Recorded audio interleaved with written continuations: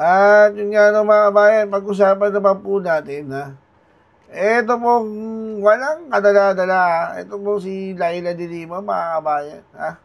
Eh, kahit po sino naiirita na po. Pag naririnig po yung balita patungkol nga dito kay de Lima na kung saan akala mo siya, mas magaling pa siya kaysa sa Korte Suprema, mga kabayan.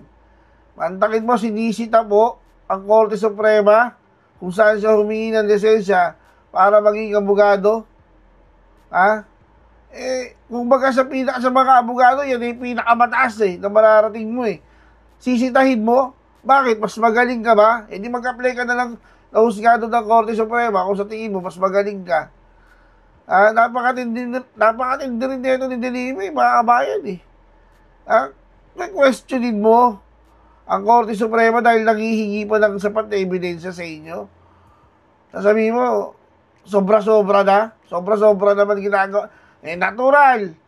Korte Suprema yan kailangan dyan ng ebidensya At sino ka ba para umangal? Korte Suprema yan. Di ba?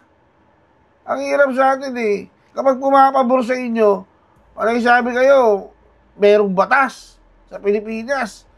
Umaandar pa ang korte. Di ba? May pag-asa pa dahil may batas pa. Pero pag hindi umaayon sa inyo yung pasya, nakagalit kayo.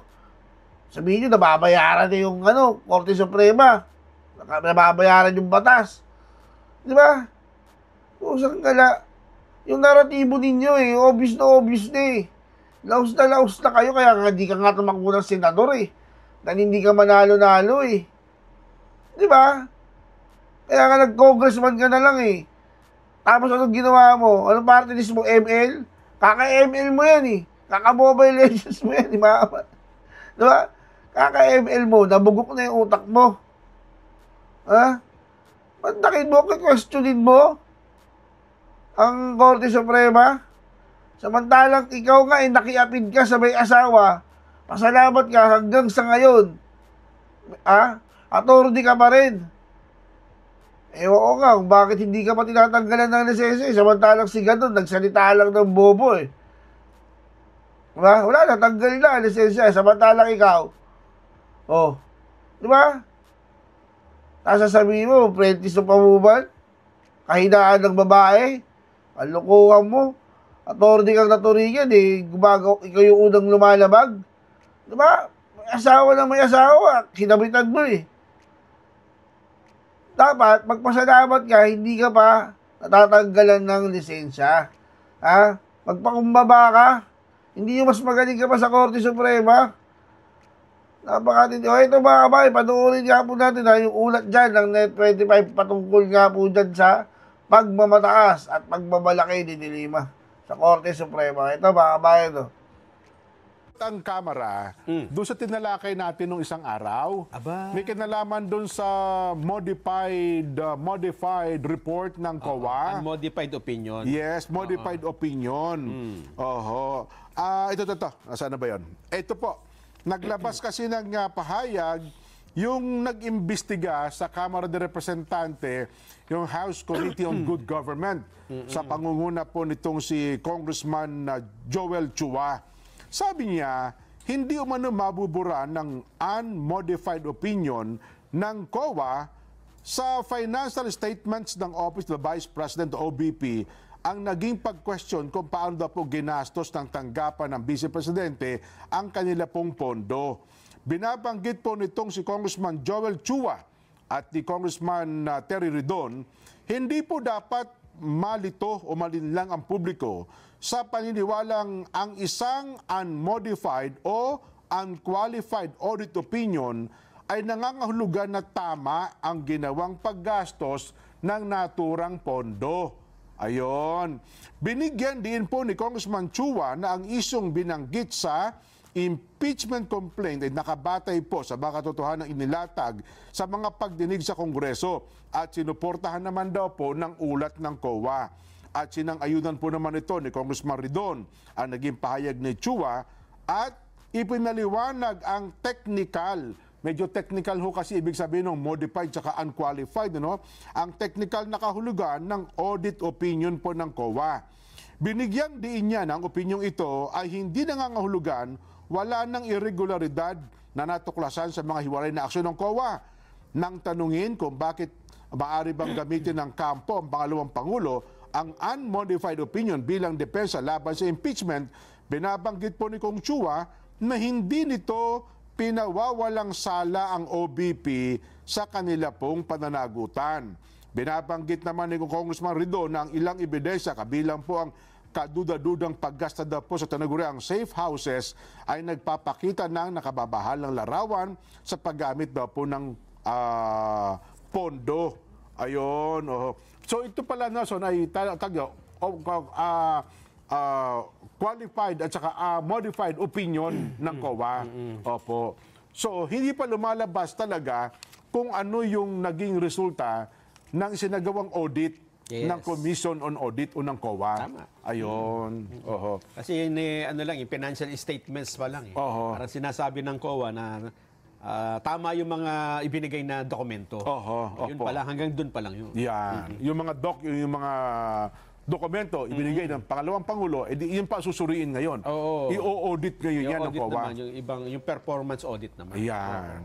Pero yung punto naman na tama ba na kayo ang nag-audit sa tanggapan ng pangalawang Pangulo, tinunahan natin ng COA. Iba naman yun. Sa Supreme Court naman. Iba naman yun sa Oo. Supreme Court. Yes. Abangan natin. Oo. So, abangan din natin. Ang problema kasi minsan sa COA, Nelson, natapos na, wala na yung mga nanunungkulan. Tsaka Hindi pa tapos, hindi pa naglalabas ng ano. Ang tagal kasi ng kanilang audit. Sa dami ng ino-audit eh. Oho. Ayun. Abangan po ang mga susunod na pangyayari ukol sa bagay na yan. Ano pa? Ito naman dyan, yung reaksyon nila sa, di ba naglabas ng utos ng Korte Suprema na magpaliwanag sila dun sa inihaing impeachment. Ay, naku, nagagalit nga si ano, di ba? Sobrang naman ang yung Supreme Court na yan. Si ano yan? Congresswoman Laila De Lima, di ba? Kahapon. Ino-question niya yung ano eh. Pero With all due respect daw eh. sa ito namang sa ilang mambabatas pa, Oh. ang kanilang gusto ngayon ay ewan ko ha, kasi ang pahayag nila dito, nanawagan ng dalawang mamabatas sa Senado, ang panawagan sa Senado. Sa Senate sila nanawagan. Ang sabi nila dito, ituloy ang impeachment trial. Kahit na sasagawa pa ng pagdinig ang Korte Suprema. Hindi raw okay. hadlang ito para ituloy yung impeachment. Kasi yun daw ang word ng iba, di ba? Nung matapos na mag-utos ng Korte Suprema, pinagsasagutan ang Kongreso, Yes. baka daw gamitin ng Senado. O sige, mayaman din lamang may utos ang Korte Suprema. Hintayin na natin yan. Yun nga. So ang pakiusap nila ngayon, kahit mayroong ganon, ituloy pa rin ng Senado. Yun ang pakausap nila. Ayun. Ang problema dito, hindi pa naman nagko-convene yung Yun na impeachment court, di ba? Sa pagpasok ng 20th Congress, magiging katanggap-tanggap ba sa mga miyembro ng ika-20 Kongreso na simulan at umakto sila bilang impeachment court? Yun pa ang katanungan. Oho. Kung yung bang 20th Congress ay magkakasundo na sabihin na meron kaming jurisdiction. Ayan. Meron ka pa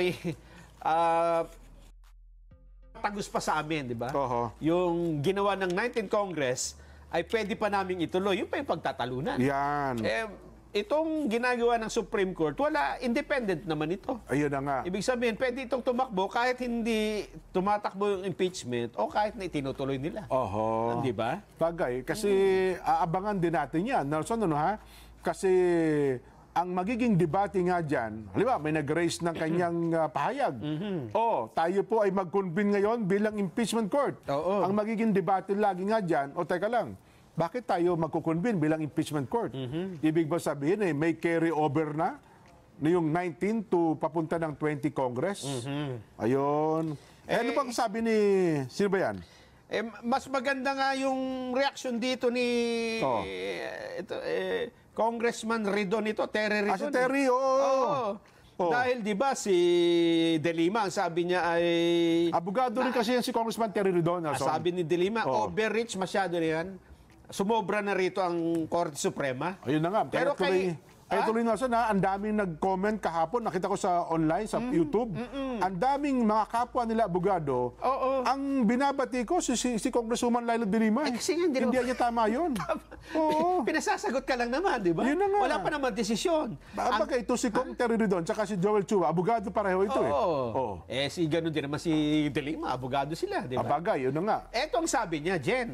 Well, mas maganda. Nagandahan pa nga siya. Si Terry, okay. Oo.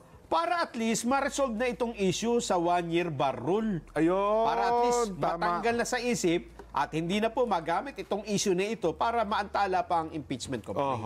Diba? Kasi once and for all, malilinaw eh. Pagka nakita natin na tama naman pala yung isinampang impeachment complaint, Ayun, di tuloy. walang problema, di ba? At saka magkakaroon pa ng pamantayan kung paano nga ang dapat na sundin sa pagpapail ng impeachment. Magiging president, di ba? Kasi kung yung tatlong nauna na sabi nila ay bininbin at yung pang-apat ang tinanggap at dinala sa Senado. Ngayon, kasi sabihin ng Korte Suprema, sumagot ang, di ba, sa utos ng Korte Suprema, sumagot. Ang Kamara, ito po ang paliwanag namin. Sabi ng Korte Suprema, katanggap-tanggap ang inyong paliwanag. Ayos na. Di tuloy. Oo. Ang masama doon, kinwestiyon mo, sobrang naman kayo, wag kayo ganyan. Wala pa namang desisyon, di ba? Yun na nga. Hindi mo pa nga alam Di ba? Halimbawa dyan, sinabi ng Korte Suprema, okay naman pala. Wala naman palang nalabag na 1-year bar rule. Ang susunod namang magpipetisyon dyan, hindi mo yan pwedeng ituloy sa 20th Congress.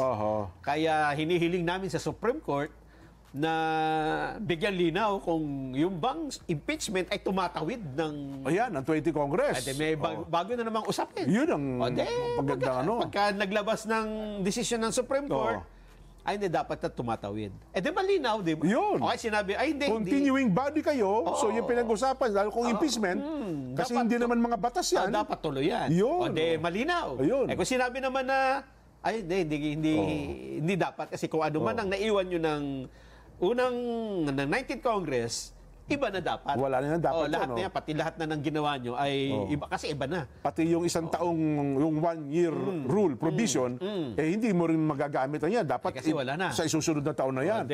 Malinaw. Hindi ang linaw. Naliwanagan tayo. Ang problema doon, kung kinwestiyon mo kagad mo, sobrang naman kayo dapat.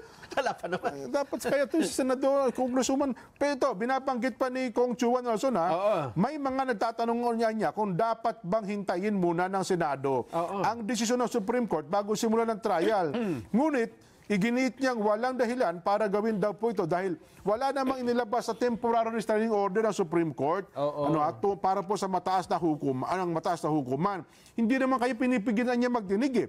Sa bahagi naman po ni Congressman Ridon, nauunawaan niyang pangamba ni Congresswoman Laila de Lima ukol daw po sa tinatawag ng posibleng judicial overreach. Well, ipinaliwanag po may karapatan ng Korte Suprema na suriin kung nasunod ba ng legislatura ang 1-year ban rule alinsunod po sa desisyon ng Francisco at Gutierrez.